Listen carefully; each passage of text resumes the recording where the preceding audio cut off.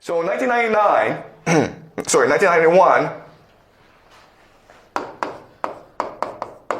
the Soviet Union collapses. Okay? And now America is the only game in town. There's no one who can challenge the supremacy of the Americans. And so now what happens is America creates something called the New World Order. The New World Order is based on global trade. But because the United States controls the US dollar, it can now control something called pricing. Pricing just means that the Americans can decide the value of everything, okay? So what America does is create a price hierarchy. So at the very bottom are resources. Above that is manufacturing. Then there's knowledge. And then finance. Okay? This is the price hierarchy for the world. All right? And it divides the world into a division of labor. Okay? So, what is resources? Well, guys, it's Russia. Okay? Does that make sense? Russia, Africa, South America. What's manufacturing? China.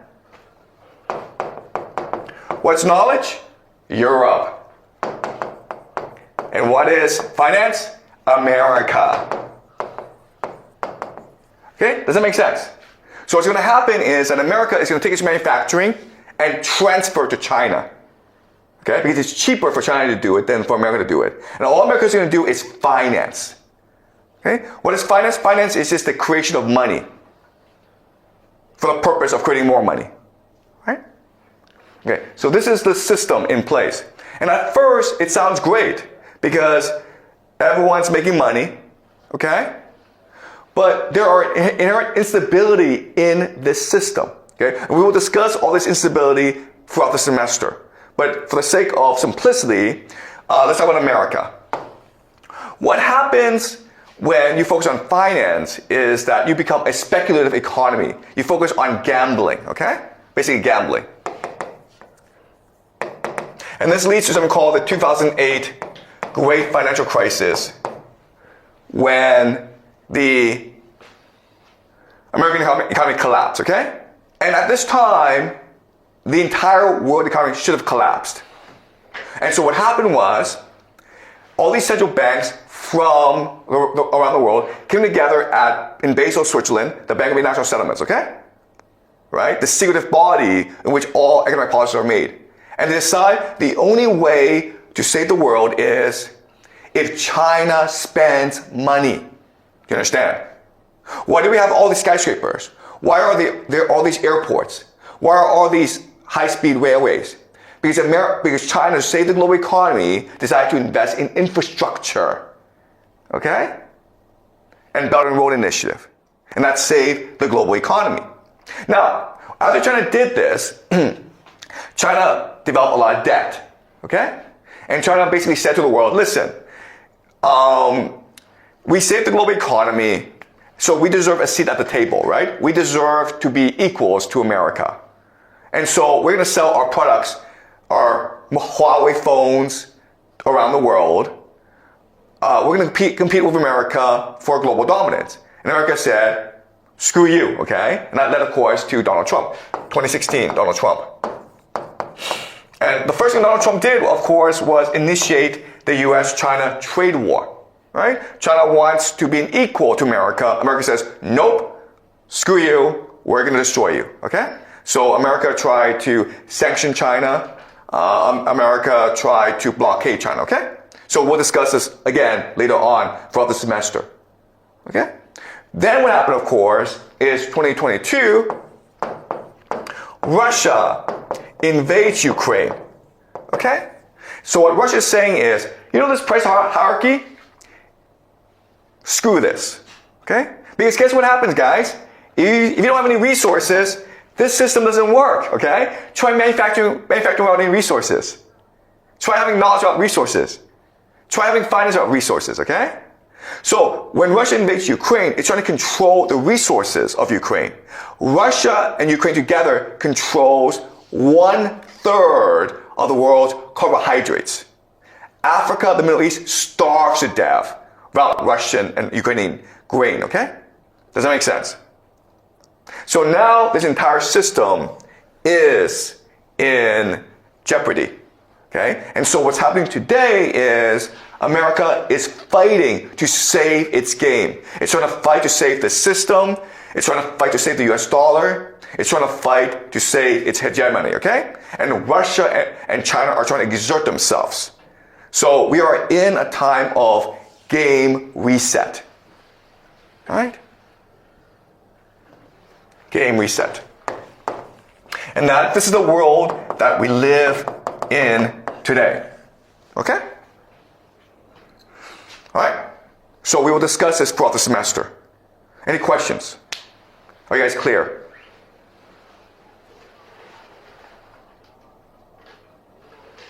Okay. So I know this was a lot to take in, but we'll go into the specifics throughout the semester, okay? We'll go and we'll apply it to current events to explain why this is happening. Any questions? Okay.